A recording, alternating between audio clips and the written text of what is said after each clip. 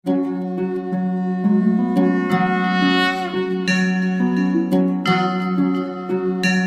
ಸರ್ವಭೂತೇಷು ವಿದ್ಯಾರೂಪೇಣ ಸಂಸ್ಥಿತ ನಮಸಸ್ಸೆ ನಮಸಸ್ಸೆ ನಮಸಸ್ಸೆ ನಮೋ ನಮಃ. ಆತ್ಮೀಯ ವೀಕ್ಷಕರೆಲ್ಲರಿಗೂ ಅಷ್ಟೋಹಿತನ ವತಿಯಿಂದ ತಮ್ಮೆಲ್ಲರಿಗೂ ಹೃದಯಪೂರ್ವಕ ಸ್ವಾಗತ. ನಾನು ನಿಮ್ಮ ಡಾಕ್ಟರ್ ಎನ್ ಭಾಸ್ಕರ್ ಕುಮಾರ್, ಜ್ಯೋತಿಷ್ಯ ಶಾಸ್ತ್ರ ವಿದ್ವಾನ್. ಹಾಗೆ ನಮ್ಮ ಚಾನಲ್ ಲೈಕ್ ಮಾಡಿ, ಸಬ್ಸ್ಕ್ರೈಬ್ ಮಾಡಿ, ಬೆಲ್ ಐಕಾನ್ ಒತ್ತಿ ಇತರರಿಗೂ ಶೇರ್ ಮಾಡಿ. ಸದಾ ಪ್ರೀತಿ ಪ್ರೋತ್ಸಾಹ ನಿರೀಕ್ಷೆಯಲ್ಲಿರುವಂತಹ ನಿಮ್ಮ ಅಷ್ಟೋಹಿತವಾನ್ ಸಂಸ್ಥೆ. ಹಾಗೆ ವಾರ ಭವಿಷ್ಯ ಹೇಳುವಾಗ ಒಮ್ಮೆ ವ್ಯತ್ಯಾಸ ಆಗ್ಬೋದು, ಒಮ್ಮೆ ಜಾತಕ ಪರಿಶೀಲನೆ ಅಗತ್ಯ. ಇದರ ಮೇಲೂ ಸಹ ಕೆಲವೊಂದು ವ್ಯತ್ಯಾಸಗಳಾಗ್ಬೋದು. ಒಮ್ಮೆ ಜಾತಕ ಹಾಗೂ ದಶಾಭಕ್ತಿಯ ಮೇಲೂ ಸಹ ನಿರ್ಧಾರವಾಗುತ್ತೆ. ಹಾಗೆ ನಮ್ಮ ಚಾನಲ್ ಲೈಕ್ ಮಾಡಿ, ಸಬ್ಸ್ಕ್ರೈಬ್ ಮಾಡಿ, ಬೆಲ್ ಐಕಾನ್ ಒತ್ತಿ ಹಾಗೂ ಇತರಿಗೂ ಶೇರ್ ಮಾಡಿ. ಸದಾ ಪ್ರೀತಿ ಪ್ರೋತ್ಸಾಹ ನಿರೀಕ್ಷೆಯಲ್ಲಿರುವಂಥ ನಿಮ್ಮ ಅಷ್ಟೋ ವಿದ್ವಾನ್ ಸಂಸ್ಥೆ. ಈಗ ವಾರ ಭವಿಷ್ಯಕ್ಕೂ ಮೊದಲು ಮನಿ ಅಫರ್ಮೇಷನ್ ಅಂದರೆ ಹಣವನ್ನು ಆಕರ್ಷಣೆ ಮಾಡುವ ಬಗ್ಗೆ ಒಂದು ಸಂಚಿಕೆಯನ್ನು ಈ ವಾರ ಮಾಡ್ತಾಯಿದ್ದೀನಿ. ಹಾಗೆ ಮುಂದಿನ ಸಂಚಿಕೆಯಲ್ಲೂ ಹಣದ ವಿಚಾರವಾಗಿ ಅಫರ್ಮೇಷನ್, ಹಣವನ್ನು ಆಕರ್ಷಣೆ ಮಾಡ್ಕೊಳ್ಳೋದು ಹೇಗೆ, ಸಬ್ ಕಾನ್ಷಿಯಸ್ ಮೈಂಡ್ ಅಂತ ಹೇಳ್ತೀವಿ. ನಮ್ಮ ಮೈಂಡ್ ಅಥವಾ ನಮ್ಮ ಒಂದು ಮಿದುಳಿನ ಶಕ್ತಿಯ ಮುಖಾಂತರ ಎಡ ಮೆದುಳು ಮತ್ತು ಬಲ ಮೆದುಳು ಎರಡನ್ನು ನಾವು ಬಳಸ್ಕೊಂಡು ಸಬ್ ಕಾನ್ಷಿಯಸ್ ಮೈಂಡಲ್ಲಿ ನಾವು ಹೇಗೆ ಹಣವನ್ನು ಗಳಿಸ್ಬೋದು ಹೇಗೆ ಅನ್ನೋ ವಿಚಾರವನ್ನು ಮುಂದಿನ ಸಂಚಿಕೆಯಲ್ಲಿ ನಾನು ಒಂದೊಂದು ಸಂಚಿಕೆ ವಿಚಾರವನ್ನು ಕೊಡ್ತಾ ಇರ್ತೀನಿ. ಹಾಗೆ ಎಲ್ಲರಿಗೂ ವರಮಹಾಲಕ್ಷ್ಮಿ ಹಬ್ಬವನ್ನು ಪ್ರತಿಯೊಬ್ಬರೂ ಸಹ ಮಾಡಿದ್ದೀರ, ಶ್ರದ್ಧಾ ಭಕ್ತಿ. ಹಾಗೆ ಮುಂಬರುವ ಶುಕ್ರವಾರದಲ್ಲೂ ಸಹ ಹಲವಾರು ಮಂದಿ ಮಾಡುವಂತಹದ್ದು ಇದೆ. ಯಾಕೆಂದರೆ ಮಹಾಲಕ್ಷ್ಮಿ ಸದಾಕಾಲ ಅತ್ಯಂತ ಅವಶ್ಯಕವಾಗಿರುವಂತಹ ದೇವಿ ಕೃಪೆ ಎಲ್ಲರಿಗೂ ಬೇಕಾಗಿರುವಂಥದ್ದು. ಹಣಕ್ಕಾಗಿ ಪ್ರತಿಯೊಬ್ಬರು ಒಂದೊಂದು ವಿಚಾರದಲ್ಲೂ ಕೆಲಸ, ಉದ್ಯೋಗ, ವ್ಯಾಪಾರ, ವ್ಯವಸಾಯ, ಹೀಗೆ ಎಲ್ಲ ವೃತ್ತಿ ರಂಗಗಳಲ್ಲೂ ನಾವು ತೆಗೆದುಕೊಂಡಾಗ ಹಣದ ವಿಚಾರವಾಗಿಯೇ ಬರುತ್ತೆ. ಹೇಳುವುದಕ್ಕೆ ಒಂದು ಉದ್ಯೋಗ, ಕೆಲಸ, ಉನ್ನತವಾದ ಉದ್ಯೋಗ, ಎಲ್ಲರೂ ಮಾಡುವುದು ಹೊಟ್ಟೆಗಾಗಿ, ಗೇಣು ಬಟ್ಟೆಗಾಗಿ. ಆದರೆ ಬರುವಂಥ ಮೂಲ ಆಧಾರವೇ ಹಣ. ಇಡೀ ವಿಶ್ವವೇ ನಿಂತಿರುವುದು ಹಣದ ಮೇಲೆ. ಹಣ ದುಬ್ಬರ ಆಯಿತು ಅಂದರೆ ಇಡೀ ವಿಶ್ವವೇ ಅಲ್ಲಲ್ಲೋ ಕಲ್ಲೋಲ, ಅಥವಾ ದೇಶವೇ ಅಥವಾ ರಾಜ್ಯವೇ ಪ್ರತಿಯೊಂದು ಸಹ ಹಣದ ಮೇಲೆ ಒಂದು ವ್ಯತ್ಯಾಸ ಆದಾಗ ತುಂಬ ಅಡ್ಡ ಪರಿಣಾಮಗಳು ಬೀರುವಂಥದ್ದು. ಹಾಗೆ ಮನುಷ್ಯನ ಜೀವನದಲ್ಲಿ ಹಾಗೆ ಹಣದ ವಿಚಾರ ಬಂದಾಗ ಅವನಿಗೆ ವ್ಯತ್ಯಾಸ ಆದಾಗ ಅವನಿಗೆ ಆಗುವಂತಹ ವ್ಯತ್ಯಾಸ ಯಾರಿಗೂ ಗೊತ್ತಾಗೋದಿಲ್ಲ. ಅದು ಮಾನಸಿಕವಾಗಿರ್ಬೋದು ಅಥವಾ ದೈಹಿಕವಾಗಿರ್ಬೋದು, ಅನೇಕ ರೀತಿಯಲ್ಲಿ ಅವನು ಕುಗ್ಗುವಂಥದ್ದು, ಅನೇಕ ಸಮಸ್ಯೆಗಳನ್ನು ಅವನು ಎದುರಿಸ್ತಾ ಬರ್ತಾನೆ. ಯಾರಿಗೂ ಹೇಳೋಕ್ಕಾಗದೆ ಅನೇಕ ರೀತಿ ನೋಡ್ತೀವಿ. ಸಾಲಬಾಧೆಯಲ್ಲಿ ನಾವು ನ್ಯೂಸ್ ಪೇಪರಲ್ಲಿ ಅಥವಾ ಟಿ ವಿಯಲ್ಲಿ ನಾವು ನೋಡ್ತಾ ಇರ್ತೀವಿ. ಆತ್ಮಹತ್ಯೆ ಮಾಡ್ಕೊಂಬಿಟ್ರು ಅಂತ ಹೇಳಿ ಅನೇಕ ಕಾರಣಗಳು ನೋಡ್ತೀವಿ. ಏನಕ್ಕೆ ಅಂದರೆ ಅವ್ರಿಗೆ ಆಗುವಂಥದ್ದು ಹಣದುಬ್ಬರ. ಯಾಕಂದರೆ ಅವರು ಸಾಲ ಏನೋ ಒಂದು ಮಾಡಿ ವ್ಯವಹಾರ ಮಾಡಿರ್ತಾರೆ, ಲಾಸ್ ಆಗಿಬಿಡ್ತಾರೆ, ನಂತರ ಕೊಡೋಕ್ಕಾಗಲ್ಲ. ನಂತರ ದಿನಗಳಲ್ಲಿ ಅವರು ಸೋಲನ್ನು ಒಪ್ಪಿಕೊಳ್ಳುವ ಮುಖಾಂತರ ಈ ರೀತಿಯ ಒಂದು ವ್ಯತ್ಯಾಸವನ್ನು ಅವರ ಜೀವನದಲ್ಲಿ ಮಾಡ್ಕೋತಾರೆ. ಆದ್ದರಿಂದ ಹಣಕ್ಕೆ ತನ್ನದೇ ಆದ ಒಂದು ಪ್ರಭಾವ, ಒಂದು ಶಕ್ತಿ ಇಟ್ಕೊಂಡಿದೆ. ಆದ್ದರಿಂದ ಪ್ರತಿಯೊಬ್ಬರಿಗೂ ಹಣ ವರಮಹಾಲಕ್ಷ್ಮಿ ಸಂಪೂರ್ಣವಾಗಿ ಮತ್ತೊಮ್ಮೆ ಅಮ್ಮನವ್ರ ಹತ್ರ ಪ್ರಾರ್ಥನೆ ಮಾಡ್ತೀನಿ, ಪ್ರತಿಯೊಬ್ಬರಿಗೂ ಅವರ ದುಡಿಮೆ, ಅವರ ಶ್ರಮಕ್ಕೆ ತಕ್ಕಂತೆ ಎಲ್ಲರಿಗೂ ಸಹ ದೊರೆಯಲಿ.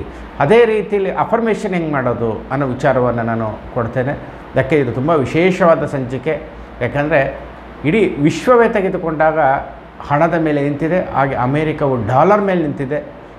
ಆ ಡಾಲರ್ನ ಇಂದಿಗೂ ಯಾರೂ ಸಹ ಅದನ್ನು ಕೆಳಗೆ ಬರುವ ರೀತಿಯಲ್ಲಿ ಅಥವಾ ಆ ಡಾಲರನ್ನು ಬೀಳಿಸುವ ರೀತಿಯಲ್ಲಿ ಯಾರಿಗೂ ಸಾಧ್ಯವಾಗಿಲ್ಲ. ಆದ್ದರಿಂದ ಅಮೇರಿಕವನ್ನು ದೊಡ್ಡಣ್ಣ ಅಂತಲೂ ಸಹ ನಾವು ಕರಿತೇವೆ. ವಿಶ್ವವನ್ನೇ ಒಂದು ಡಾಲರ್ ಮುಖಾಂತರ ಒಂದು ಉನ್ನತ ಸ್ಥಿತಿಯಲ್ಲಿ ಇರುವಂಥದ್ದು ಅಮೇರಿಕ. ಆದ್ದರಿಂದ ನಾವು ಅಫರ್ಮೇಷನ್, ಹಣವನ್ನು ಅಫರ್ಮೇಷನ್ ಹೆಂಗೆ ಮಾಡೋದು ಅಂತ ನಾನು ಹೇಳ್ಕೊಡ್ತೀನಿ. ಆದ್ದರಿಂದ ತಮ್ಮ ಹಸ್ತದಲ್ಲಿ ಹಸಿರು ಇಂಕಿನಲ್ಲಿ ನಾನು ಹೇಗೆ ಸೂಚಿಸ್ತೀನೋ ಆ ಥರ ಒಂದು ಚಿತ್ರವನ್ನು ಬರೆದು ಡಾಲರ್ ಚಿತ್ರವನ್ನು ನೀವು ಬರೀಬೇಕಾಗತ್ತೆ. ಹೀಗೆ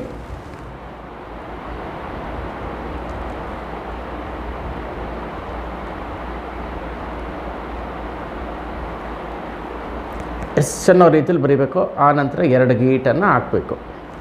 ಇದು ಡಾಲರ್ ಆಗುತ್ತೆ. ಅದೇ ರೀತಿಯಲ್ಲೂ ಎಸ್ ಅನ್ನೋ ರೀತಿಯಲ್ಲಿ ನೀವು ಬರೀಬೇಕು. ಅದು ಹಸಿರು ಇಂಕ್ ಆಗಿರಬೇಕು. 2 ಗೀಟನ್ನು ಹಾಕಬೇಕು. ಎಸ್ ಅಂತ ಬರೆದು 2 ಗೀಟನ್ನು ಹಾಕಬೇಕು. ಆ ನಂತರ ನೀವೇನು ಮಾಡಬೇಕು, ಹೀಗೆ 2 ಹಸ್ತವನ್ನು ಕ್ಲೋಸ್ ಮಾಡಬೇಕು. ಕಣ್ಣು ಮುಚ್ಚಿ ಪ್ರಾರ್ಥನೆಯನ್ನು ಮಾಡಬೇಕು. ಹಣದ ವಿಚಾರವಾಗಿ ಏನು ಸಮಸ್ಯೆ ಇದೆ, ಎಲ್ಲಿಂದ ಬರಬೇಕು, ಎಲ್ಲಿ ಸಿಗಾಕ್ಕೊಂಡಿದೆ, ಅಥವಾ ತಮ್ಮ ಶ್ರಮಕ್ಕೆ ಹಣ ಬರ್ತಿಲ್ವ, ಹೀಗೆ ನಾನಾ ರೂಪದಲ್ಲಿ ತಾವೇನು ಮಾಡಬೇಕು, ಅಫರ್ಮೇಷನ್ ಅಂತ ಹೇಳ್ತೀವಿ. ಹೀಗೆ ಕ್ಲೋಸ್ ಮಾಡಬೇಕು. ಎಡಗೈ ಮತ್ತು ಬಲಗೈಯನ್ನು ನೀವು ಕ್ಲೋಸ್ ಮಾಡಿ ನೀವು ವಿಶನ್ನು ಮಾಡಬೇಕು. ಈ ರೀತಿ ಏನು ವಿಶ್ ಮಾಡ್ತಿರೋ ಅದು ನಿಮಗೇನಾಗುತ್ತೆ, ಬಲ ಬರುತ್ತೆ. ಆವಾಗ ಏನಾಗುತ್ತೆ, ನಿಮ್ಮ ಹಣದಲ್ಲಿ ಏನು ಸಮಸ್ಯೆ ಇದ್ದರೂ ನಿಮ್ಗೆ ಹಂತವಾಗಿ ದೂರ ಆಗ್ತಾ ಬರುತ್ತೆ. ಒಂದು 42 ದಿವಸ ಮಾಡಿ, ಖಂಡಿತ ತಮ್ಮೆಲ್ಲರಿಗೂ ಹಣದ ಏನೇ ಸಮಸ್ಯೆ ಇದ್ದರೂ ಖಂಡಿತ ಪರಿಹಾರ ಆಗುತ್ತೆ. ಈ ರೀತಿಯ ಒಂದು ಅಫರ್ಮೇಷನ್ ಖಂಡಿತ ಮಾಡಿ. ಆತ್ಮವೀಕ್ಷಕ ತಮ್ಮೆಲ್ಲರಿಗೂ ಧನ ಅನುಗ್ರಹ ಸದಾಕಾಲ ಇರಲಿ ಅಂತ ನಾನು ವರಮಹಾಲಕ್ಷ್ಮಿ ಅಮ್ಮನವ್ರ ನಾನು ಪ್ರಾರ್ಥನೆ ನಾನು ಮಾಡ್ತೇನೆ.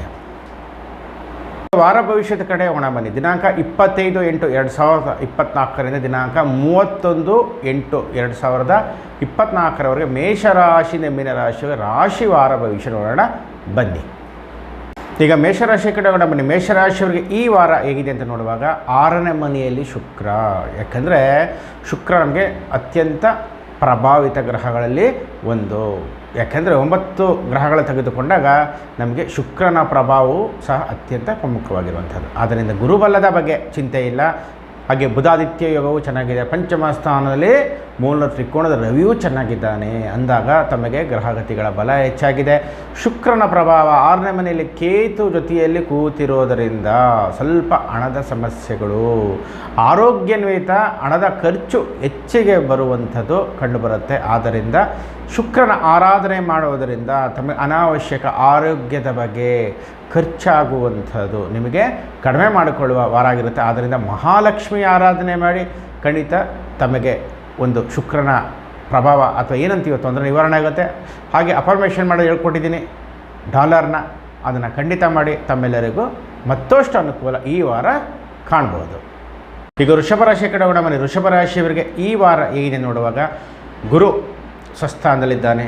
ಹಾಗೆ ಬುಧಾದಿತ್ಯ ಯೋಗವು ಹೆಚ್ಚಿನ ಒಂದು ಶುಭಫಲಗಳನ್ನು ಕೊಡುತ್ತಾನೆ. ಅದರಿಂದ ತಾವು ಮಾಡುವ ಯತ್ನ ಕಾರ್ಯಗಳೆಲ್ಲವೂ ಶುಭವಾಗುವಂಥದ್ದು. ಹಾಗೆ ಪಂಚಮದಲ್ಲಿ ಪುಣ್ಯ ಸ್ಥಾನದಲ್ಲಿ ಶುಕ್ರನ ಒಂದು ನೀಚ ಭಂಗವನ್ನು ನಾವು ನೋಡ್ಬೋದು ಈ ವಾರ. ಆದ್ದರಿಂದ ಶ್ರದ್ಧಾಭಕ್ತಿಯಿಂದ ಹೆಚ್ಚಿನ ಪೂಜೆ ಕೈಂಕರ್ಯಗಳನ್ನು ಮಾಡಿ ಕುಲದೇವತೆಯ ದರ್ಶನವನ್ನು ಮಾಡುವುದರಿಂದ ತಮಗೆ ಮತ್ತಷ್ಟು ಫಲಗಳು ದೊರೆಯುವಂಥದ್ದು. ಹಾಗೆ ನಿತ್ಯ ಮನೆಯಲ್ಲಿ ಮಹಾಲಕ್ಷ್ಮಿಯನ್ನು ಪ್ರಾರ್ಥನೆ ಮಾಡಿ ಪ್ರತಿಯೊಂದು ಕೆಲಸವನ್ನು ಮುಂದುವರಿಯಿರಿ. ಯಾವುದೇ ರೀತಿಯ ಸಮಸ್ಯೆಗಳು ನಿಮಗೆ ಈ ವಾರ ಕಂಡುಬರುವುದಿಲ್ಲ. ಹಾಗೆ ಸುಬ್ರಹ್ಮಣ್ಯ ದೇವಾಲಯಕ್ಕೂ ದರ್ಶನ ಮಾಡಿ ಅಥವಾ ಕುಕ್ಕೆ ಸುಬ್ರಹ್ಮಣ್ಯಕ್ಕೆ ಹೋಗಿ ದರ್ಶನ ಮಾಡುವುದರಿಂದಲೂ ನಿಮಗೆ ಆಕಸ್ಮಿಕ ಧನ ಪ್ರಾಪ್ತಿಯು ಉಂಟಾಗಲಿದೆ. ಆಕಸ್ಮಿಕ ಧನ ಪ್ರಾಪ್ತಿಯು ಯಾಕೆ ಕೇತು ಮುಖಾಂತರ ಶುಕ್ರ ಕೂತಿರೋದರಿಂದ ಆಕಸ್ಮಿಕ ಧನ ಪ್ರಾಪ್ತಿಯೂ ಇದೆ. ಹಾಗೆ ಕೋರ್ಟ್ನಲ್ಲೂ ವಿಜಯ ಆಗುವಂಥ ಸಾಧ್ಯತೆಗಳು ಸಹ ಇದೆ. ಸಾಕಷ್ಟು ರೀತಿಯಲ್ಲಿ ಕೋರ್ಟ್ನಲ್ಲೂ ಅನೇಕ ವರ್ಷಗಳಿಂದ ಉಳಿದಿರುವಂತಹ ತಮ್ಮ ಕೇಸ್ಗಳಿರ್ಬೋದು ಅಥವಾ ಧನಮೂಲಗಳ ಏನಾದ್ರು ಬರಬೇಕು ಅನ್ನಂಗಿದ್ರೆ ಖಂಡಿತ ಈಗ ನೀವೇನು ಮಾಡಬೇಕು, ಕುಕ್ಕೆ ಸುಬ್ರಹ್ಮಣ್ಯಕ್ಕೆ ಹೋಗಿ ಬರುವಂಥದ್ದು. ಹಣದ ವಿಚಾರವಾಗಿ ಏನೇ ಸಮಸ್ಯೆ ಇದ್ದರೂ ಕೈ ಬಂತು ಬಾಯಿಗೆ ಬಂದಿಲ್ಲ ಅಂತಿದ್ರೆ ಕುಕ್ಕೆ ಸುಬ್ರಹ್ಮಣ್ಯ ಹೋಗಿ ಬನ್ನಿ, ಖಂಡಿತ ಶುಭ ಉಂಟಾಗುತ್ತೆ. ನಾಗ ಆರಾಧನೆಯಿಂದ ತಮಗೆ ಶುಭ ಉಂಟಾಗಲಿದೆ. ಮಿಥುನ ರಾಶಿ ಕಡೆ ಹೋಗೋಣ ಬನ್ನಿ. ಮಿಥುನ ರಾಶಿ ಈ ವಾರ ಹೇಗಿದೆ ಅಂತ ನೋಡುವಾಗ ದ್ವಿತೀಯದಲ್ಲಿ ರಾಶ್ಯಾಧಿಪತಿ ಜೊತೆಗೆ ಚಂದ್ರನ ಒಂದು ಸಂಗಮ ಆಗುವ ವಾರ. ಆದ್ದರಿಂದ ನಿಮಗೆ ಹಂಸಯೋಗವನ್ನು ಹೆಚ್ಚಾಗಿ ಕೊಡ್ತಾನೆ. ಮನೋಕಾರಕ ತಾವೇನು ಬಯಸ್ತಾ ಇದ್ದೀರೋ ಆ ಗೋಲ್ ಅಂತ ಏನು ಇಟ್ಕೊಂಡಿದ್ದೀರೋ ಆ ಗೋಲನ್ನು ತಾವು ಪಡೆಯುವಂಥದ್ದು. ಆದ್ದರಿಂದ ನಿರೀಕ್ಷೆಗೆ ಮೀರಿ ಲಾಭ ಆಗುವಂಥದ್ದು. ತಾವೇನು ಉದ್ದೇಶ ಇಟ್ಕೊಂಡಿದ್ದೀರೋ ಆ ಕಾರ್ಯವನ್ನು ಮುನ್ನುಗ್ಗಿ, ಏನು ಮನಸ್ಸಲ್ಲಿದೆಯೋ ಆ ಕಾರ್ಯವನ್ನು ಮುನ್ನುಗ್ಗಿ ಮಾತನಾಡುವಂಥದ್ದು, ಹೇಳುವಂತಹ ರೂಪದಲ್ಲಿ ಕಾರ್ಯೋನ್ಮುಖರಾಗಿ ಅಥವಾ ಕಾರ್ಯರೂಪಕ್ಕೆ ಬರುವಂಥದ್ದು ಹೆಚ್ಚಾಗಿ ಸಂದರ್ಭ ಕಂಡುಬರುತ್ತೆ. ಧೈರ್ಯದಿಂದ ಮಾಡಿದ ಎಲ್ಲ ಕೆಲಸಗಳು ಯಶಸ್ವಿದೆ. ಸರ್ಕಾರಿ ಮೂಲದ ಲಾಭ, ರಾಜಕೀಯ ವ್ಯಕ್ತಿಗಳಿಗೂ ಸಹ ಈ ವಾರ ಅನೇಕ ಲಾಭಗಳನ್ನು ನೋಡುವಂತಹದ್ದು ಕಂಡುಬರುತ್ತೆ. ಹಾಗೆ ರಾಜಕೀಯ ಕಾರ್ಯಕರ್ತರಿಗೂ ಸಹ ಚೆನ್ನಾಗಿರೋದ್ರಿಂದ ಈ ವಾರ ನಿಮಗೆ ಉತ್ತಮವಾಗಿದೆ. ಹಾಗೆ ಸೈಟು ಮನೆ ಕೊಂಡುಕೊಡಲು ಹಾಗೆ ರಿಯಲ್ ಎಸ್ಟೇಟ್ ಉದ್ಯಮಿಯವರಿಗೂ ಈ ವಾರ ಉತ್ತಮವಾದ ಫಲವನ್ನು ಕೊಡುವಂಥ ವಾರ ಅಂತ ಹೇಳ್ಬೋದು. ಕೃಷ್ಣನ ಆರಾಧನೆಯನ್ನು ಮಾಡಿ ಮತ್ತಷ್ಟು ಶುಭ ಫಲಗಳನ್ನು ಈ ವಾರ ಪಡಿತೀರ. ಕಟಕ ರಾಶಿ ಕಡೆ ಕೂಡ ಬನ್ನಿ. ಕಟಕ ರಾಶಿಯವರಿಗೆ ಈ ವಾರ ಬುಧನ ಒಂದು ಫಲ ಉತ್ತಮವಾಗಿದೆ. ಹಾಗೆ ಚಂದ್ರನ ಮನೋಕಾರಕವನ್ನು ಸಹ ಎರಡು ಜೊತೆಯಲ್ಲೇ ಸೇರೋದರಿಂದ ಈ ವಾರ ತಮಗೆ ಒಂದು ಶುಭ ಫಲಗಳನ್ನು ತಾವು ಪಡೆಯುವಂಥದ್ದು. ಆದ್ದರಿಂದ ಯಥೇಚ್ಛ ಗುರುಬಲವೂ ಸಹ ಇದೆ ಅಂದಾಗ ತಾವು ಏನೇ ಯತ್ನ ಮಾಡಿದ್ರು, ಯಾವುದೇ ಕೆಲಸಗಳಿಗೆ ಕೈ ಹಾಕಿದರೋ ಎಲ್ಲವೂ ಯಶಸ್ವಿಯಾಗುವಂಥದ್ದು. ಹಾಗೆ ದ್ವಿತೀಯಾಧಿಪತಿ ರವಿಯೂ ಸಹ ಮೂಲ ತ್ರಿಕೋಣದಲ್ಲೇ ಇರೋದರಿಂದ ನಿಮಗೆ ಆತ್ಮವಿಶ್ವಾಸ ಹೆಚ್ಚಾಗಲಿದೆ. ತಾವು ಮಾಡುವಂಥದ್ದು ಎಲ್ಲವೂ ಯಶಸ್ಸು ಕಾಣುವಂಥದ್ದು, ವಿಜಯಮಾಲೆ ತಮ್ಮ ಕೊರಳಿಗೆ ಬರುವಂಥದ್ದು ಎಲ್ಲವೂ ಕಂಡುಬರುತ್ತೆ. ಆದ್ದರಿಂದ ಈ ವಾರ ತಮಗೆ ಯಶಸ್ಸು, ಕೀರ್ತಿ, ಲಾಭ ಎಲ್ಲವನ್ನು ಪಡೆಯುವಂಥದ್ದು. ಹೊಸದಾಗಿ ಬಿಸ್ನೆಸ್ ವ್ಯಾಪಾರ ಏನಾದ್ರು ಮಾಡ್ಕೋಬೇಕು ಅಂತ ಯಾರು ಅಂದ್ಕೊಂಡಿದ್ದೀರೋ ಖಂಡಿತ ತಾವು ಹೊಸದಾಗಿ ಪ್ರಾರಂಭ ಮಾಡಿದ್ರೆ ಎಲ್ಲವೂ ಯಶಸ್ವಿಯಾಗುವಂಥದ್ದು. ಹಾಗೆ ಭೂಮಿ ವಿಚಾರ ಸ್ವಲ್ಪ ಎಚ್ಚರಿಕೆಯಾಗಿರಬೇಕು. ಹಾಗೆ ಕೋಪವನ್ನು ಕಡಿಮೆ ಮಾಡಿಕೊಳ್ಳುವಂಥದ್ದು, ಯಾಕೆ ಕೋಪದಿಂದ ಆಗುವ ಅನಾಹುತಗಳು ಹೆಚ್ಚಾಗಿದೆ, ಅಪಘಾತಗಳು ಸಂಭವನೀಯ ಇದೆ. ಆದ್ದರಿಂದ ರಾತ್ರಿ ಸಂಚಾರ ನಿಷಿದ್ಧ. ಹಾಗೆ ಕೆಂಪು ಬಟ್ಟೆಯನ್ನು ಆದಷ್ಟು ಧಾರಣೆ ಮಾಡೋದು ಬೇಡ. ಕೋಪವನ್ನು ಕಡಿಮೆ ಮಾಡ್ಕೋಬೇಕು. ವಾದ ವಿವಾದಗಳಿಗೆ ಹೋಗಿ ಮತ್ತಷ್ಟು ಸಂಕಷ್ಟಕ್ಕೆ ಸಿಲುಕಿ ಇದರಿಂದ ತಾವು ಕೋರ್ಟು, ಪೊಲೀಸು ಹೀಗೆ ನಾನಾ ರೂಪದಲ್ಲೂ ಹೋಗುವ ಸಂದರ್ಭ ಇರೋದರಿಂದ ಕೋಪವನ್ನು ಕಡಿಮೆ ಮಾಡ್ಕೊಳ್ಳಿ. ಇದರಿಂದ ತಮಗೆ ಶುಭ ಉಂಟಾಗುತ್ತೆ. ನರಸಿಂಹ ಆರಾಧನೆ, ಮಂಗಳವಾರ ನರಸಿಂಹ ಆರಾಧನೆ ಮಾಡಿ ತುಳಸಿಯನ್ನು ಕೊಡಿ, ಖಂಡಿತ ಶುಭ ಫಲಗಳು ಈ ವಾರ ಸಹ ತಾವು ನೋಡಬಹುದು. ಸಿಂಹರಾಶಿ ಕಡೆ ಬನ್ನಿ. ಸಿಂಹರಾಶಿಯರು ಒಳ್ಳೆಯ ರಾಜಯೋಗ, ಸ್ವಸ್ಥಾನದಲ್ಲೇ ರವಿ, ಮೂಲ ತ್ರಿಕೋಣದಲ್ಲಿರೋದರಿಂದ ಯಶಸ್ಸು, ಅದರಲ್ಲೂ ಸ್ಥಾನಮಾನ, ಸನ್ಮಾನಗಳು ಸರ್ಕಾರ ಮೂಲದಿಂದ ಸನ್ಮಾನ ಆಗುವಂತಿದೆ. ಹಾಗೆ ಸರ್ಕಾರಿ ನೌಕರರು ಉನ್ನತವಾದ ಅಧಿಕಾರಗಳು, ಬಡ್ತಿಗಳು, ಹೆಚ್ಚುವರಿ ಅಧಿಕಾರವನ್ನು ವಹಿಸಿಕೊಳ್ಳುವಂತಿದೆ. ಹಾಗೆ ರಾಜಕೀಯ ವ್ಯಕ್ತಿಗಳು ತೆಗೆದುಕೊಂಡಾಗ ಉತ್ತಮ ಅವಕಾಶಗಳು ದೊರೆಯುವಂತಿದೆ. ತಾವು ಬಯಸ್ತೇ ಹೋದರೆ ಒಳ್ಳೆಯ ಒಂದು ಅವಕಾಶಗಳು ದೊರೆಯುವಂಥದ್ದು. ಹಾಗೆ ರಾಜಕೀಯ ಕಾರ್ಯಕರ್ತರಿಗೂ ಸಹ ಒಂದು ಒಳ್ಳೆಯ ಅವಕಾಶಗಳು ತಮ್ಮನ್ನು ಗುರುತಿಸಿಕೊಳ್ಳುವಂಥದ್ದು ಎಲ್ಲವೂ ಸಂದರ್ಭ, ಸಮಯ ಸಾಂದರ್ಭಿಕ ಅಂತ ಹೇಳುವ ರೀತಿಯಲ್ಲಿ ಎಲ್ಲವೂ ತಮಗೆ ರೂಪುಗೊಳ್ಳುತ್ತದೆ. ಆದ್ದರಿಂದ ಯಶಸ್ವಿಯನ್ನು ಕಂಡುಕೊಳ್ಳುವಂತಹ ವಾರವಾಗಿದೆ. ಹಾಗೆ ಸರ್ಕಾರಿ ಮೂಲದಿಂದಲೂ ಏನೋ ಬರಬೇಕಾದ ಹಣ ಇದ್ದರೆ ಅವು ಸಹ ಬರುವಂಥದ್ದು. ಸರ್ಕಾರಿ ಧನ ಸಹಾಯ ಪಡ್ಕೊಂಡು ತಾವು ಏನಾದರೂ ಕೆಲಸ ಕಾರ್ಯಗಳನ್ನು ಕಾರ್ಯೋನ್ಮುಖ ಮಾಡ್ಕೋಬೇಕು, ಅಥವಾ ಉದ್ಯೋಗ, ವ್ಯಾಪಾರ, ಬಿಸ್ನೆಸ್ ಅಂತಲೇ ಹೇಳ್ತೀವೋ ಖಂಡಿತ ಇದನ್ನು ಮಾಡಿಕೊಂಡು ಮುಂದುವರಿಬೋದು. ಆದರೆ ಹೆಣ್ಣಿನ ವಿಚಾರ ಸ್ವಲ್ಪ ಎಚ್ಚರಿಕೆ. ಹೆಣ್ಣಿನಿಂದ ಅಪಮಾನಗಳು ಅಥವಾ ನಾನಾ ರೀತಿಯಲ್ಲಿ ತೊಂದರೆಗೆ ಸಿಲುಕುವ ಒಂದು ಸಂದರ್ಭ ಇರೋದನ್ನು ಹೆಣ್ಣಿನ ವಿಚಾರದ ಸ್ವಲ್ಪ ಎಚ್ಚರಿಕೆಯಾಗಿದ್ದರೆ ಈ ವಾರ ತಮಗೆ ಉತ್ತಮವಾದ ವಾರ ಅಂತ ನಾವು ನಿಮಗೆ ಹೇಳ್ಬೋದು. ಹಾಗೆ ಆಂಜನೇಯ ಸ್ವಾಮಿ ಆರಾಧನೆಯನ್ನು ಮಾಡಿ ಮತ್ತಷ್ಟು ಶುಭಫಲಗಳನ್ನು ಈ ವಾರ ಪಡಿತೀರಾ. ಕನ್ಯಾ ರಾಶಿ ಕಡೆ ಬನ್ನಿ. ಕನ್ಯಾ ರಾಶಿ ಈ ವಾರ ನೋಡುವಾಗ ಶುಕ್ರನು ರಾಶಿಯಲ್ಲಿ ನೀಚನಾಗಿದ್ದಾನೆ.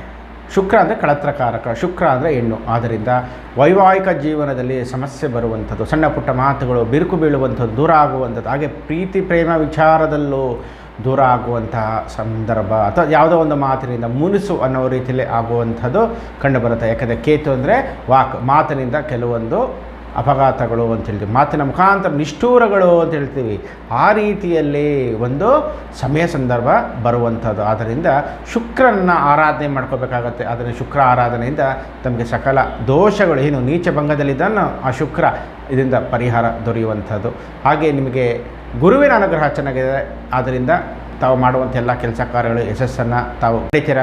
ಹಾಗೆ ಬುಧ ಚಂದ್ರ ಹಂಸಯೋಗವು ಮತ್ತಷ್ಟು ಶುಭಫಲಗಳು, ಲಾಭಗಳನ್ನು ಕೊಡುವಂಥದ್ದಿದೆ. ಮಹಾಲಕ್ಷ್ಮಿ ಆರಾಧನೆಯಿಂದ ತಮ್ಮೆಲ್ಲರಿಗೂ ಶುಭ ಉಂಟಾಗಲಿದೆ. ಹಾಗೆ ಮಹಾಲಕ್ಷ್ಮಿ ಅಮ್ಮನವರಿಗೆ ಪ್ರಾರ್ಥನೆಯನ್ನು ಮಾಡಿ, ಹಾಗೆ ಮಡ್ಲಕ್ಕಿಯನ್ನು ಕೊಡಿ. ಎಂಥ ಸಮಸ್ಯೆ ಇದ್ದರೂ ನಿಮಗೆ ಪರಿಹಾರ ಆಗುವಂತಹ ವಾರ. ತುಲಾರಾಶಿ ಕಡೆ ಬನ್ನಿ. ತುಲಾರಾಶಿಯರು ಒಂದು ಕಡೆ ಗುರುಬಲನೂ ಇಲ್ಲ, ಮತ್ತೊಂದು ಕಡೆ ಶುಕ್ರ ಬಲನೂ ಇಲ್ಲ ಅಂದಾಗ ದೇವಬಲನೂ ಬೇಕು, ಮತ್ತೊಂದು ಕಡೆ ಲಕ್ಷ್ಮಿ ಅನುಗ್ರಹ ಬೇಕು. ಆದ್ದರಿಂದ ತಾವು ಈ ವಾರ ಯಾವುದೇ ಕೆಲಸಗಳ ಕಾರ್ಯಗಳಿಗೆ ಕೈ ಹಾಕೋದು ಬೇಡ. ಎಲ್ಲವನ್ನು ಮುನ್ನುಗ್ಗಿಸಿ ಅಥವಾ ಮುಂದಕ್ಕೆ ತಳ್ಳಿ ಇರುವ ಕೆಲಸ ಕಾರ್ಯಗಳಲ್ಲೇ ಮುಂದುವರಿಯುವಂಥದ್ದು. ನೂತನವಾಗಿ ಯಾವುದು ಸಹ ಒಂದು ತಿಂಗಳು ಯಾವುದೇ ಕೆಲಸಗಳಿಗೆ ಕೈಯನ್ನು ಹಾಕೋದು ಬೇಡ. ಏನೆಲ್ಲಿದೆಯೋ ಅದು ಹಾಗೆ ಮುಂದುವರಿಯಿರಿ. ಹಾಗೆ ಅವಕಾಶಗಳು ಬಂದಾಗ ಬಳಸ್ಕೊಳ್ಳಿ. ಅಂದರೆ ಗ್ಯಾರಂಟಿ, ಇದರಿಂದ ನನಗೆ ಒಳಿತಿದ್ದೆ, ಖಂಡಿತ ನಾನು ಮಾಡ್ಬೋದು, ಇದರಲ್ಲಿ ಗ್ಯಾರಂಟಿ ಇದೆ, ಏನು ಸಮಸ್ಯೆ ಇಲ್ಲ ಅಂದರೆ ಮಾಡಿ. ಅನುಮಾನವಿದ್ದರೆ ಖಂಡಿತ ಬೇಡ. ಅಥವಾ ಪಾರ್ಟ್ನರ್ಶಿಪ್ ವ್ಯವಹಾರ ಮಾಡೋದು ಬೇಡ. ಯಾರೋ ಹೊಸ ಬಿಸ್ನೆಸ್ ಅಂತ ಹೇಳೋಕ್ಕೆ ಬರ್ತಾರೆ, ಅಥವಾ ಪ್ರಾಜೆಕ್ಟ್ ತೋರ್ಸೋಕ್ಕೆ ಬರ್ತಾರೆ, ಅಥವಾ ಇನ್ನೊಂದೇನೋ ವಿಚಾರ ಹೇಳೋಕ್ಕೆ ಹೋದರೆ ಯಾವುದಕ್ಕೂ ನೀವು ಕೈ ಹಾಕೋದು ಬೇಡ. ಯಾಕಂದರೆ ಹಣ ಕಳೆದುಕೊಳ್ಳುವಂಥದ್ದು ಹೆಚ್ಚಿನ ಒಂದು ಸಂದರ್ಭ ಇರೋದರಿಂದ ಈ ವಾರ ಎಚ್ಚರಿಕೆಯಾಗಿ ಇರುವಂಥದ್ದು. ಹಾಗೆ ಕುಲದೇವತೆಗಳ ದರ್ಶನ ಮಾಡಿ, ಗಂಡು ದೇವರು ಹಾಗೂ ಹೆಣ್ಣು ದೇವರ ದರ್ಶನವನ್ನು ಮಾಡಿ.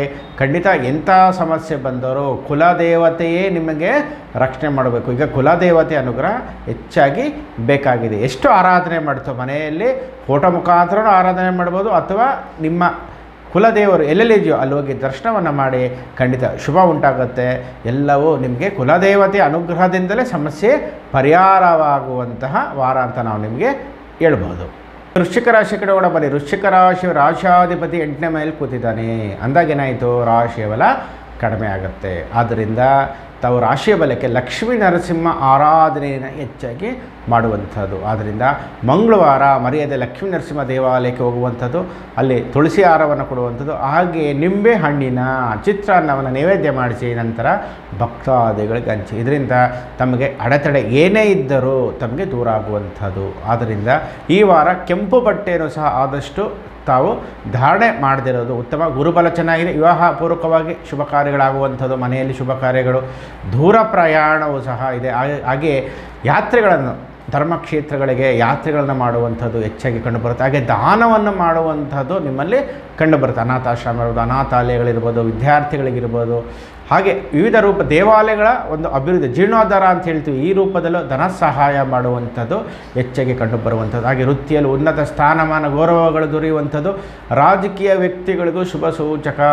ಯಾಕೆ ಶಶ ಮಹಾಪುರುಷ ಯೋಗದಲ್ಲಿ ಉನ್ನತ ಸ್ಥಾನವನ್ನು ಸಡನ್ ಅಂತ ಹೇಳ್ತೀವಲ್ಲ, ಅದೃಷ್ಟ ಒಲಿತು ಅನ್ನೋ ರೀತಿಯಲ್ಲಿ ಖಂಡಿತ ತಮಗೆ ದೊರೆಯುವಂತಹ ಹೆಚ್ಚಿನ ಅವಕಾಶಗಳು, ಕಾರ್ಯಕರ್ತರಿಗೂ ಚೆನ್ನಾಗಿದೆ, ಒಳ್ಳೆಯ ಅವಕಾಶಗಳು ದೊರೆಯುವಂಥದ್ದು. ಆದ್ದರಿಂದ ರಾಜಕೀಯ ಯಾರು ಪ್ರವೇಶ ಮಾಡಬೇಕು ಅಂತ ಇದ್ದೀರೋ ಖಂಡಿತ ಪ್ರವೇಶ ಮಾಡಿ, ತಮ್ಮೆಲ್ಲರಿಗೂ ಶುಭ ಉಂಟಾಗುವಂತಹ ವಾರವಾಗಿದೆ. ಆದರೆ ಕುಜನ ಒಂದು ಶಾಂತಿಯನ್ನು ಮಾಡ್ಕೊಂಡ್ಬಿಟ್ರೆ ತಮಗೆ ಏನೂ ಸಮಸ್ಯೆ ಬರೋದಿಲ್ಲ. ಆದ್ದರಿಂದ ಲಕ್ಷ್ಮೀ ನರಸಿಂಹ ಆರಾಧನೆ ಮಂಗಳವಾರ ಮಾಡಿ, ಖಂಡಿತ ತಮ್ಮೆಲ್ಲರಿಗೂ ಅನುಕೂಲ ಉಂಟಾಗುವಂಥ ವಾರ ಅಂತ ಹೇಳ್ಬೋದು. ಧನುಸು ರಾಶಿ ಕಡೆ ಬನ್ನಿ. ಧನುಸು ರಾಶಿಯವರಿಗೆ ಸಾಧನೆಯ ವಾರ.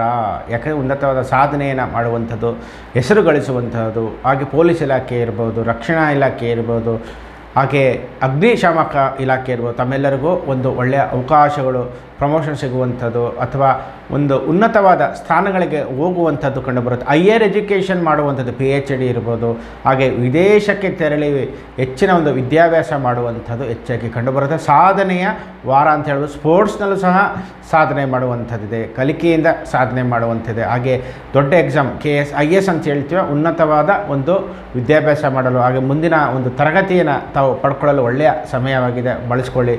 ಮುಂದೆ ಒಂದು ಅನುಕೂಲಗಳು ದೊರೆಯುವಂಥದ್ದು. ಹಾಗೆ ಪೊಲೀಸ್ ಇಲಾಖೆ ಸೇರಿ ಬಯಸುವಂತಹ ಅಭ್ಯರ್ಥಿಗಳಿರ್ಬೋದು, ಖಂಡಿತ ಈಗಲಿಂದಲೇ ಸಾಧನೆ ಮಾಡಲು ಪ್ರಾರಂಭ ಮಾಡಿ, ತಮಗೆ ದೊರೆಯುವಂತಹ ಎಲ್ಲ ಅವಕಾಶಗಳಿದೆ. ಹಾಗೆ ಕೋರ್ಟ್ ಸಂಬಂಧ, ಹಾಗೆ ನ್ಯಾಯಾಲಯ ಸಂಬಂಧ, ಪೊಲೀಸ್ ಇಲಾಖೆ ಸಂಬಂಧವಾಗಿಯೂ ಸಹ ನಿಮಗೆ ನ್ಯಾಯ ದೊರೆಯುವಂಥದ್ದು ಎಲ್ಲವೂ ಸಹ ಒಂದು ಉತ್ತಮವಾಗಿದೆ. ಆದ್ದರಿಂದ ತಾವು ಈ ವಾರ ಉತ್ತಮ ರೀತಿಯಲ್ಲಿ ಬಳಸಿಕೊಳ್ಳಲು ಮತ್ತೊಂದು ಶುಭಪ್ರದ. ಆದ್ದರಿಂದ ಧನುಸು ರಾಶಿಯವರಿಗೆ ಈ ವಾರ ತಾವು ಏನು ಬಯಸ್ತಿರೋ, ತಾವು ಏನು ಕಾರ್ಯೋನ್ಮುಖರಾಗಿ ಕೆಲಸಗಳು ಮಾಡ್ತಿರೋ ಅದರಿಂದ ಒಳಿತು. ಹಾಗೆ ಆಕಸ್ಮಿಕ ಧನಪ್ರಾಪ್ತಿಯೂ ಸಹ ಈ ವಾರ ದೊರೆಯುವಂತಿದೆ. ಆದ್ದರಿಂದ ಧನುಸು ರಾಶಿಯವರಿಗೆ ಆಕಸ್ಮಿಕ ಧನಪ್ರಾಪ್ತಿಯು ದೊರೆಯುವಂತಿದೆ.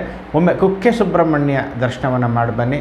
ಹಾಗೆ ಅಲ್ಲಿ ಆಶ್ಲೇಷ ಬಲಿ ಪೂಜೆಯನ್ನು ಮಾಡಿಸುವ ಮುಖಾಂತರ ತಮಗೆ ಆಕಸ್ಮಿಕ ಧನಪ್ರಾಪ್ತಿಯು ದೊರೆಯುವಂಥದ್ದು. ಯಾಕೆಂದರೆ ಶುಕ್ರ ಕೇತು ಜೊತೆ ಕೂತಿದ್ದಾನೆ, ಮಿತ್ರ ಆಗಿರ್ತಾನೆ. ಹಾಗೆ ದಶಮದಲ್ಲೂ ತಮಗೆ ಏನಾರು ಅಭಾವಗಳಿಗೆ, ತೊಂದರೆಗಳಾಗಿದ್ದರೆ ಅಥವಾ ಮೇಂಟೆನೆನ್ಸ್ ಅಂತ ಹೇಳ್ತೀವಿ, ಹಣವನ್ನು ತಾವು ಸಮತೋಲನೆ ಮಾಡೋಕ್ಕಾಗ್ತಾ ಇಲ್ಲ ಅಂದರೆ ಖಂಡಿತ ಮಂಗಳವಾರ ದಿವಸ, ಶುಕ್ರವಾರ ದಿವಸ ಆಶ್ಲೇಷ ಬಲಿ ಪೂಜೆಯನ್ನು ಕುಕ್ಕೆಯಲ್ಲೇ ಮಾಡಿಸಿ, ಖಂಡಿತ ತಮ್ಮೆಲ್ಲರಿಗೂ ಶುಭ ಉಂಟಾಗಲಿದೆ.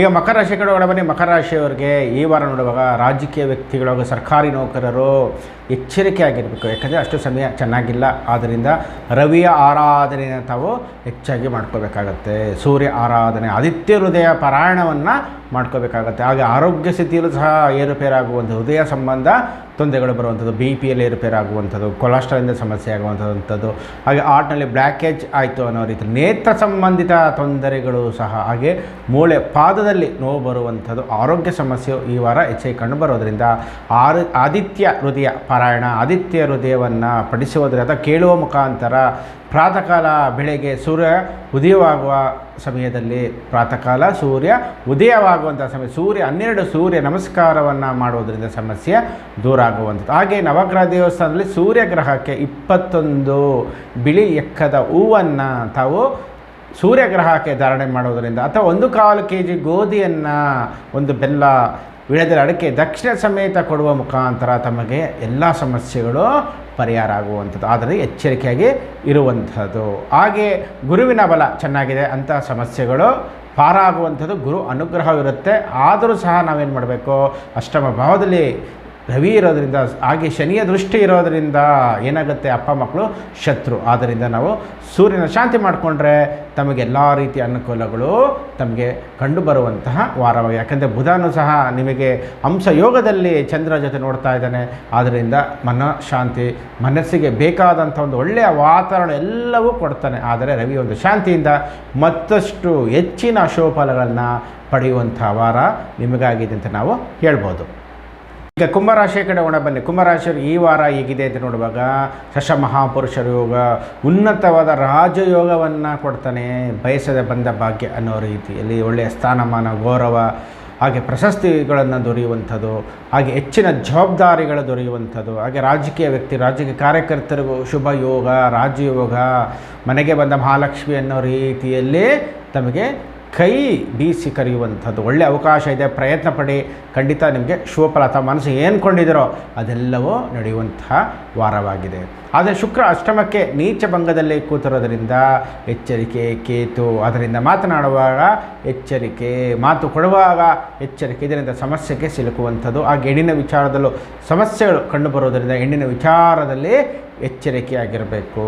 ಅಷ್ಟು ಬಿಟ್ಟರೆ ಮತ್ತೇನು ಸಮಸ್ಯೆ ಇಲ್ಲ. ಆದರೆ ತಾವು ಮಹಾಲಕ್ಷ್ಮಿಯ ಆರಾಧನೆಯನ್ನು ಮಾಡಿಬಿಟ್ರೆ ಆ ಶುಕ್ರ ಅಷ್ಟಮದಲ್ಲಿ ಏನು ಕೂತಿದ್ದಾನೋ ಅಷ್ಟಲಕ್ಷ್ಮಿಯ ಶಕ್ತಿ ಅಂತಲೇ ಹೇಳ್ತೀವೋ ಆ ಅಷ್ಟಮ ಭಾವ, ಆದ್ದರಿಂದ ಆ ಶುಕ್ರನ ಪ್ರಭಾವ ತಮಗೆ ಕಡಿಮೆ ಬೀಳುವಂತಾಗೆ ಮಾಡ್ಕೋಬೇಕು. ಅದು ಹೇಗಪ್ಪ ಅಂದರೆ ಅಷ್ಟಲಕ್ಷ್ಮಿ ಪೂಜೆ, ಮಹಾಲಕ್ಷ್ಮಿಯ ಪೂಜೆ ಜೊತೆ ತಾವು ಅಷ್ಟಲಕ್ಷ್ಮಿಯ ಪೂಜೆಯನ್ನು ಸಹ ಮಾಡ್ಕೋಬೇಕು. ಇದರಿಂದ ತಮಗೆ ಮತ್ತಷ್ಟು ಶುಭಫಲ ಪಡ್ಕೋತೀರಾ. ನಿತ್ಯವೂ ಮಹಾಲಕ್ಷ್ಮಿ ಅಷ್ಟಕಂನ ಪಠನೆ ಮಾಡಿ, ನಿತ್ಯ ಮಹಾಲಕ್ಷ್ಮಿ ಅಷ್ಟಕಂ ಪಠನೆ ಮಾಡಿ. ಇದರಿಂದ ಮತ್ತಷ್ಟು ಅನುಕೂಲಗಳು, ತಮ್ಮಲ್ಲಿ ಏನೇ ಅಡೆತಡೆಗಳು ಬಂದರೂ ಎಲ್ಲವೂ ಸಹ ದೂರವಾಗಿ ತಮಗೆ ಮನಃಶಾಂತಿ, ಇಚ್ಛೆ, ಕ್ರಿಯೆ ಏನಿದೆಯೋ ಅದೆಲ್ಲವೂ ನಡೆಯುವಂಥ ವಾರವಾಗಿದೆ. ಈಗ ಮೀನರಾಶಿ ಕಡೆ ಹೋಗೋಣ ಬನ್ನಿ. ಮೀನರಾಶಿಯವರು ಈ ವಾರ ಹೇಗಿದೆ ನೋಡುವಾಗ ಪೂರ್ವ ಪುಣ್ಯ ಸ್ಥಾನದಲ್ಲಿ ಬುಧ ಹಾಗೆ ಚಂದ್ರನ ಅಂಶದ ಹಂಸ ಯೋಗವು ತಮಗೆ ಒಂದು ಶುಭಕಾರಿ, ಶುಭ ಅನುಕೂಲಗಳಾಗುವಂಥದ್ದು. ಯಾವ ರೀತಿಯಲ್ಲಿ ವಿದ್ಯಾಭ್ಯಾಸದಲ್ಲಿ ವಿದ್ಯಾರ್ಥಿಗಳಿಗೆ ಅನುಕೂಲ ಆಗುವಂಥದ್ದು, ಆಡಿಟರ್ಗಳಿಗೆ ಉತ್ತಮವಾಗಿದೆ, ಬ್ಯಾಂಕಿಂಗ್ ಕೆಲಸಗಾರರಿಗೆ ಚೆನ್ನಾಗಿದೆ, ಹಣಕಾಸಿನ ವಿಚಾರದಲ್ಲಿ ಅನೇಕ ಬದಲಾವಣೆಗಳು, ವ್ಯಾವಹಾರಿಕವಾಗಿ ಬರಬೇಕಾದ ಹಣ ಇರ್ಬೋದು, ಲೋನ್ ಇರ್ಬೋದು, ಅಥವಾ ಮತ್ತೊಂದು ಕಡೆ ಏನಾದರೂ ಹಣದ ಒಂದು ಪ್ರಯತ್ನ ಮಾಡಿದರೆ ಖಂಡಿತ ತಮಗೆ ಶುಭ ಆಗುವಂಥದ್ದು. ವ್ಯವಸ್ಥಿತವಾಗಿ ಹಣ ಬರುವಂತಹ ವ್ಯವಸ್ಥೆ ಈ ವಾರ ತಮಗಿರೋದರಿಂದ ಬುಧನ ಅನುಗ್ರಹ ತಮಗೆ ಚೆನ್ನಾಗಿದೆ ಅಂತ ಹೇಳ್ಬೋದು. ಹಾಗೆ ತಿರುಪತಿಯ ದರ್ಶನದಿಂದ ಮತ್ತಷ್ಟು ಶುಭ ಫಲಗಳನ್ನು ಪಡಿತೀರಾ, ಅಥವಾ ಶ್ರೀನಿವಾಸ ಕಲ್ಯಾಣವನ್ನು ದೇವಸ್ಥಾನದಲ್ಲಿ ಮಾಡಿಸೋದ್ರಿಂದಲೂ ಮತ್ತಷ್ಟು ಶುಭಗಳು ತಮಗೆ ದೊರೆಯುವಂಥ. ಮನಸ್ಸಲ್ಲಿ ಅಂದ್ಕೊಂಡಿದ್ರೆ ಇಂಥ ಕಾರ್ಯಗಳಾಗಬೇಕು, ಇಂಥ ನಡಿಬೇಕು ಅಂತಿದ್ರೆ ಖಂಡಿತ ಮಾಡೋದು. ಅರಕೆಗಳಿದ್ದರೆ ಖಂಡಿತ ತೀರಿಸುವಂಥ ಸಮಯ. ಅದನ್ನು ಶ್ರೀನಿವಾಸ ಕಲ್ಯಾಣವನ್ನು ಮಾಡಿಸಿ ಮನಸಂಕಲ್ಪಗಳು, ಮದುವೆ ವಿಚಾರ, ಮಕ್ಕಳ ವಿಚಾರ, ವಿದ್ಯಾಭ್ಯಾಸ, ವಿದೇಶ ಪ್ರಯಾಣ, ಹೀಗೆ ನಾನಾ ರೂಪದಲ್ಲಿ ಏನಾದರೂ ವಿಚಾರಗಳಿದ್ದರೆ ಖಂಡಿತ ಶ್ರೀನಿವಾಸ ಕಲ್ಯಾಣವನ್ನು ಮಾಡಿಸ್ಬೇಕು. ನಂತರ ಏನು ಮಾಡಬೇಕು, ನಾವು ಪ್ರಸಾದ ವಿನಿಯೋಗ ಖಂಡಿತ ಏನು ಮಾಡ್ತೀವಿ, ಶ್ರೀನಿವಾಸ ಕಲ್ಯಾಣ ಮಾಡಿಸ್ಕೊಂಡು ಬಂದುಬಿಡ್ತೀವಿ. ಆ ಥರ ಆಗಬಾರ್ದು. ಮಾಡಿಸಿದ ನಂತರ ಭಕ್ತಾದಿಗಳಿಗೆ ನಾವು ಪ್ರಸಾದ ರೂಪದಲ್ಲಿ ಪ್ರಸಾದ ವಿನಿಯೋಗ ಅಥವಾ ಊಟದ ವ್ಯವಸ್ಥೆಯನ್ನು ನಾವು ಮಾಡಬೇಕಾಗಿ. ಯಾಕಂದರೆ ಮದುವೆ ಆದಮೇಲೆ ನಾವೇನು ಮಾಡ್ತೀವಿ, ಎಲ್ರಿಗೂ ಊಟೋಪಚಾರಗಳನ್ನು ಮಾಡಿಸ್ತೀವಿ ಬಂದ ಅತಿಥಿಗಳಿಗೆ. ಅದೇ ರೀತಿ ನಾವೇನು ಮಾಡಬೇಕು, ಊಟೋಪಚಾರಗಳಿಗೆ ಅನ್ಯರಿಗೆ ನಾವು ಭಕ್ತಾದಿಗಳಿಗೆ ಕೊಡುವ ಮುಖಾಂತರ ನಮಗೇನಾಗುತ್ತೆ, ಶೀಘ್ರ ಫಲಗಳು ಸಿಗುತ್ತೆ. ಯಾವುದೇ ಕಾರಣಕ್ಕೂ ನೀವು ಶ್ರೀನಿವಾಸ ಕಲ್ಯಾಣ ಮಾಡಿಸಿದ್ರೆ ಖಂಡಿತ ಪ್ರಸಾದ ವಿನಿಯೋಗವನ್ನು ಮಾಡಿಸಲೇಬೇಕು. ಇದರ ಫಲ ಖಂಡಿತ ನಿಮಗೆ ಸಿಗುತ್ತೆ. ಹಾಗೆ ಶುಕ್ರನ ಭಾವವನ್ನು ತೆಗೆದುಕೊಂಡಾಗ ನೀಚಭಂಗ ರಾಜಯೋಗದಲ್ಲಿ ಇರೋದರಿಂದ ಎಚ್ಚರಿಕೆಯಾಗಿ ಇರುವಂಥದ್ದು. ಆದ್ದರಿಂದ ಲಕ್ಷ್ಮಿ ಆರಾಧನೆ ಎಷ್ಟು ಮಾಡ್ತೀರೋ ಅಷ್ಟು ಫಲಗಳು ನಿಮಗೆ ದೊರೆಯುತ್ತೆ. ನಿತ್ಯ ನೀವೇನು ಮಾಡಬೇಕು, ಮಹಾಲಕ್ಷ್ಮಿ ಅಷ್ಟೋತ್ತರವನ್ನು ಪಠನೆ ಮಾಡಬೇಕು. ನಿತ್ಯ ಮಹಾಲಕ್ಷ್ಮಿ ಅಷ್ಟೋತ್ತರವನ್ನು ಪಠನೆ ಮಾಡಿ ಖಂಡಿತ ಎಲ್ಲವೂ ಶುಭ ಉಂಟಾಗುವಂಥದ್ದು. ಹಾಗೆಯೇ ತಾವು ಸಹ ಅನುಕೂಲವಿದ್ದರೆ ತಿರುಪತಿಯ ದರ್ಶನವನ್ನು ಮಾಡಿ ಮತ್ತಷ್ಟು ಶುಭ ಫಲಗಳು ತಾವು ಪಡೆಯುವಂಥ ವಾರ ಅಂತ ನಾವು ನಿಮಗೆ ಹೇಳ್ಬೋದು. ಆತ್ಮೀಯ ವೀಕ್ಷಕರೇ, ಇಲ್ಲಿಗೆ ಮೇಷರಾಶಿ ಮೀನರಾಶಿಯವರಿಗೆ ರಾಶಿಯ ವಾರ ಭವಿಷ್ಯ ಮುಗಿತು. ನಮ್ಮೆಲ್ಲರಿಗೂ ಇಷ್ಟ ದೇವತೆ, ಕುಲದೇವತೆ, ಗ್ರಾಮ ದೇವತೆ ಮಹಾಲಕ್ಷ್ಮಿ ಹಾಗೂ ವೆಂಕಟೇಶ ಅನುಗ್ರಹ ಸದಾಕಾಲ ಇರಲಿ ಅಂತ ಪ್ರಾರ್ಥನೆ ಮಾಡೋದು ಇದರಿಂದ ಕಾರ್ಯಕ್ರಮ ನಾನು ಮುಗಿಸ್ತಾ ಇದ್ದೇನೆ. ಹಾಗೆ ನಮ್ಮ ಚಾನಲ್ ಲೈಕ್ ಮಾಡಿ, ಸಬ್ಸ್ಕ್ರೈಬ್ ಮಾಡಿ, ಬೆಲ್ ಐಕಾನ್ ಒತ್ತಿ ಹಾಗೂ ಇತರರಿಗೂ ಶೇರ್ ಮಾಡಿ. ಸದಾ ಪ್ರೀತಿ ಪ್ರೋತ್ಸಾಹ ನಿರೀಕ್ಷೆಯಲ್ಲಿರುವಂಥ ನಿಮ್ಮ ಅಸ್ಟ್ರೋ ವಿದ್ವಾನ್ ಸಂಸ್ಥೆ. ಸರ್ವೇ ಜನಃ ಸುಖಿನೋ ಭವಂತು, ಸಮಸ್ತ ಸನ್ಮಂಗಳಾನಿ ಭವಂತು.